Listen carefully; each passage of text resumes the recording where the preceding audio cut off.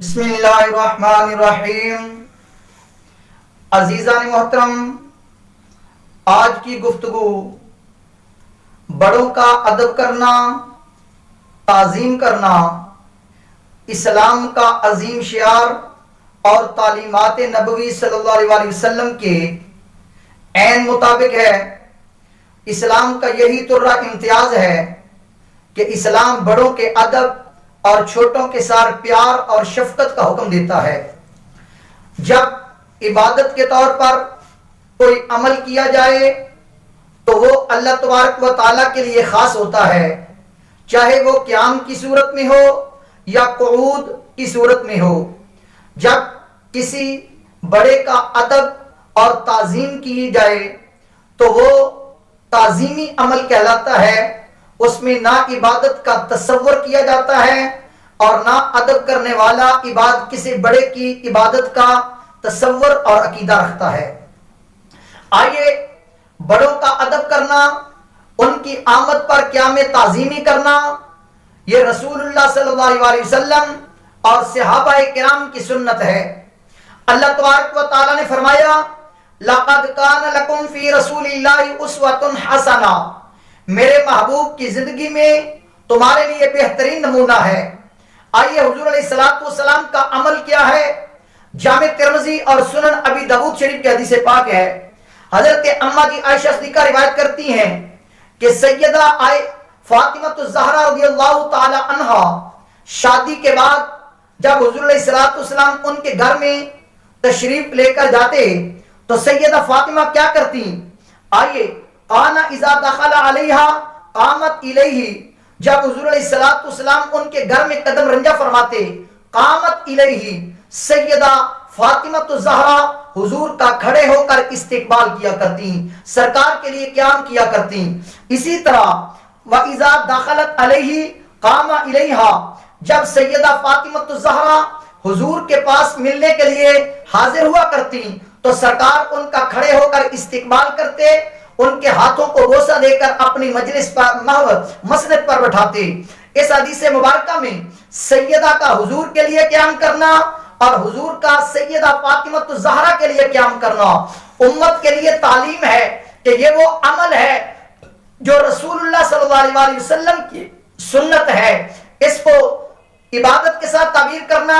ناجائز اور حرام قرار دینا قطعی طور پر درست نہیں۔ آئیے صحابہ کرام کا عمل ہمارے لیے روشنی کا مینار ہے، ہمارے لیے ذریعہ نجات اور صراط مستقیم پر چلنے کا ذریعہ ہے۔ سنن ابی داؤد کتاب الادب میں صحابہ کرام کا عمل حضرت سیدنا ابو ہریرہ فرماتے ہیں قال رسول اللہ صلی اللہ علیہ وسلم یجلس معنا فی المسجد یحدثنا، حضور ہمارے پاس ہمارے ساتھ مسجد شریف میں بیٹھا کرتے اور گفتگو فرمایا کرتے۔ فاذا قام قمنا قیاما، جب حضور گھر جانے کے لیے کھڑے ہوتے تو ہم بھی کھڑے ہو جاتے۔ حتی نراؤ قد دخل بعد بیوت ازواجہ، جب تک ہم دیکھتے رہتے جب تک حضور کسی زوجہ مطہرہ کے حجرہ پاک میں داخل نہ ہو جاتے، اس وقت تک ہم قیام تعظیمی میں حضور کے لیے کھڑے رہتے۔ صحابہ کرام کا یہ عمل حضور کی تعظیم کے لیے، امت کے لیے حجت ہے کہ کسی بڑے کی تعظیم کے لیے قیام کرنا یہ رسول اللہ کی بھی سنت ہے، صحابہ کرام کی بھی سنت ہے اور رسول اللہ صلی اللہ علیہ وسلم کی تعلیمات کے عین مطابق ہے۔ آئیے صحیح بخاری کتاب المغازی میں یہ حدیث پاک موجود ہے۔ غزوہ بنو قریظہ کے موقع پر حضور نے حضرت سعد بن معاذ کو بلایا تو وہ جب گدھے پر سوار ہو کر آئے، جب مسجد جو حضور نے نماز پڑھنے کے لیے قریظہ کے مقام میں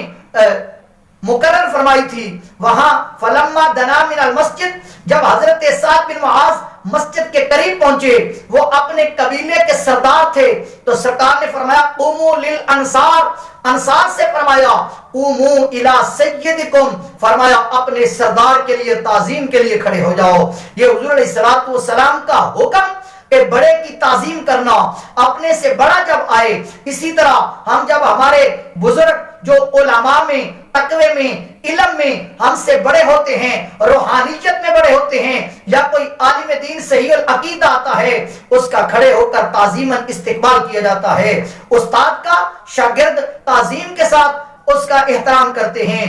مریدین اپنے باشرہ پیر و مرشد کا احترام اور اس کے لیے قیام تعظیمی کرتے ہیں، ماں باپ کے لیے، اولاد اور چھوٹے بڑوں کے لیے جو قیام کرتے ہیں، یقیناً یہ تعظیمی قیام ہے، یہ کسی کی عزت و احترام کے لیے قیام ہے، اور یہ سنت نبوی اور صحابہ کرام کے عمل اور عین قرآن و حدیث کے مطابق ہے۔ آئیے آخر میں